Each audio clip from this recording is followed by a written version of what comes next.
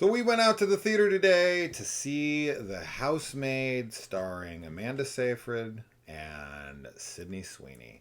Sydney Sweeney's movies have not been doing very well lately in the box office. And lucky for her, her new movie is only going up against Avatar, Fire and Ash. No big deal. No big deal. Good luck, Sydney. Yeah. So, all right. This is about a woman played by Sydney Sweeney who is looking for a job as a live-in nanny or anything, really. But she comes across this job in a very nice house with a seemingly perfect family. And Amanda Seyfried's character hires her on. But, you know, it's not such a cushy job after all. Things aren't what they seem. They are not. So, okay. This director, Paul Feig? F-I-E-G, I think is how you spell it. How would you say that? F-I-E-G? Yeah. Feig? Feig. I think it's Feig. I don't know. I think that's what it is. I have no idea how I would say that. I know the guy from... He's made quite a few films at this point. But it's funny, while we were watching this, I didn't know it was him. And I was like, while watching it, I was like, oh, this kind of reminds me, not story-wise, but just a feel of it, was A Simple Favor with Anna Kendrick and Blake Lively. And I was like, and then when it ended, I was like, oh, because it's the same director. That makes perfect sense. So yeah, I feel like if you're into that movie, you'd probably be into something like this. I really enjoyed this. I was very invested the entire time. I was never, ever once not completely engaged and kind of like tense and sitting on the edge of my seat kind of thing. Because, yeah, man, you're just like, oh, fuck. You just kind of know certain things are coming, but you're not 100% what they are. But you're like, oh, you know this isn't going to go well. You know this is going to happen, whatever, right? And I will say this. I thought I kind of had things figured out. No, I was wrong. Yeah.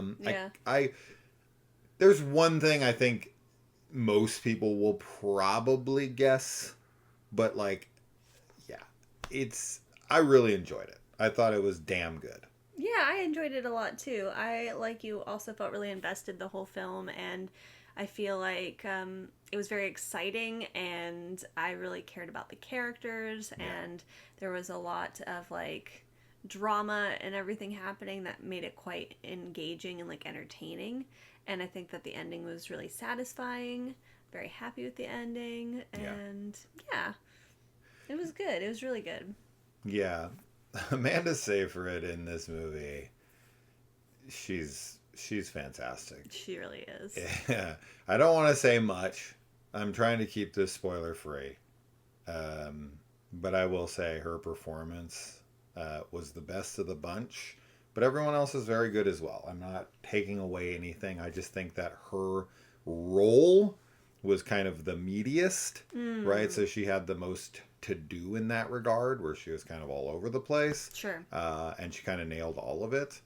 And yeah, once like the reveals start happening, because I leaned over to Kayla like maybe 2-3 times and was like, oh, this is going to happen.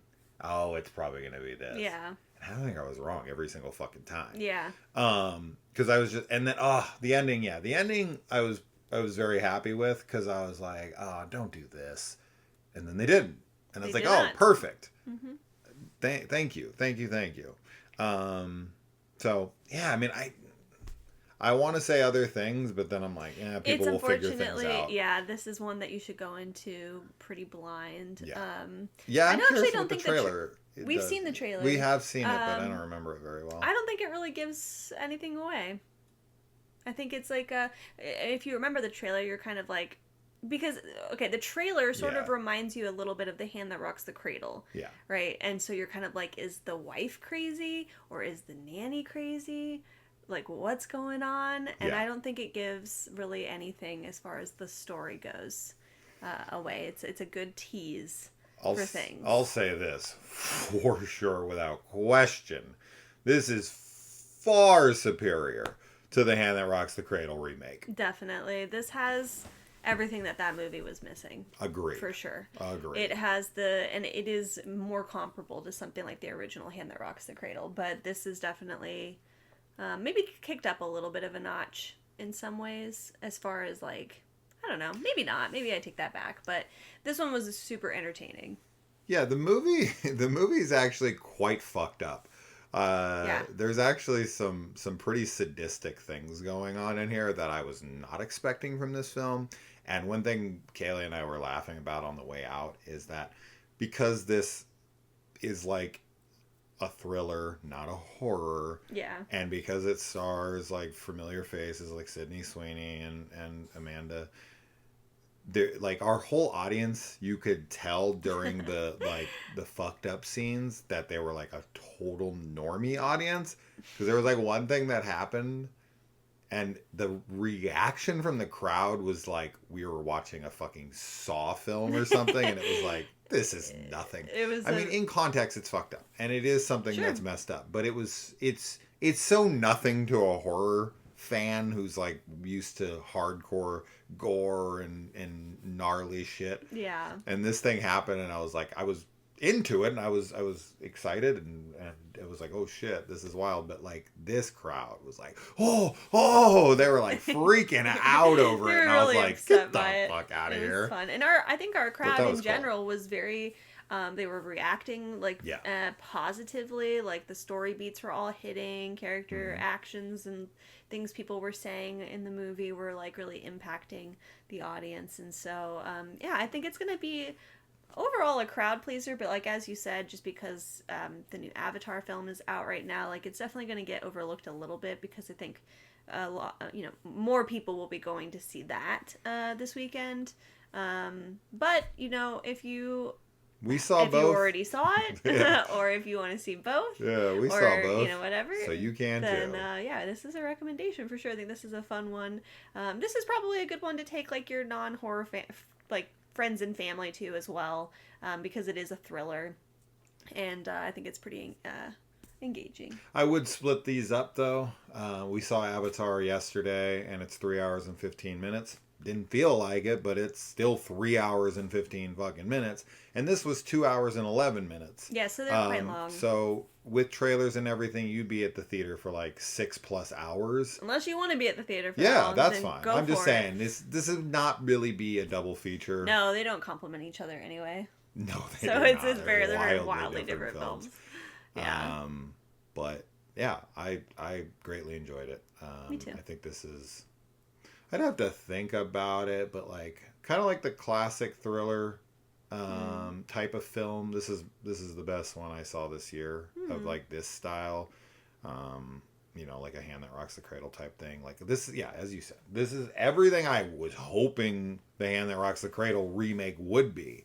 And when we saw the trailer, I was like, oh, this looks like a ripoff. Not at all. No, it's this is a completely different film. Yeah. But it has some vibes.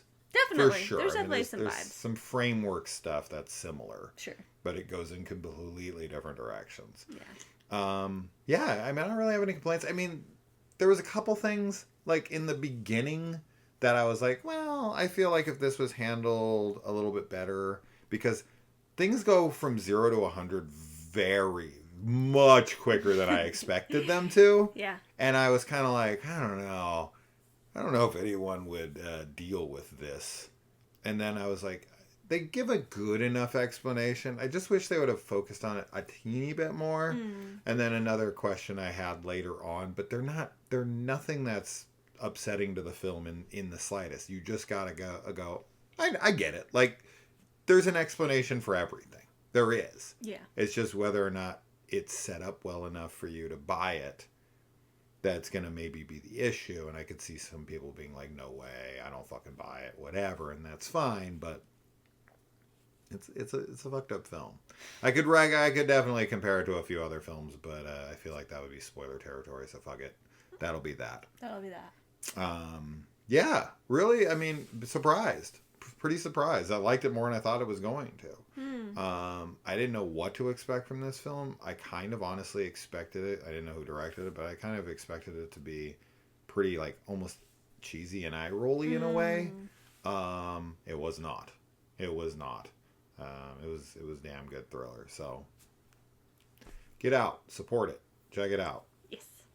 and let us know. Let us know. All right, guys. Bye. Bye.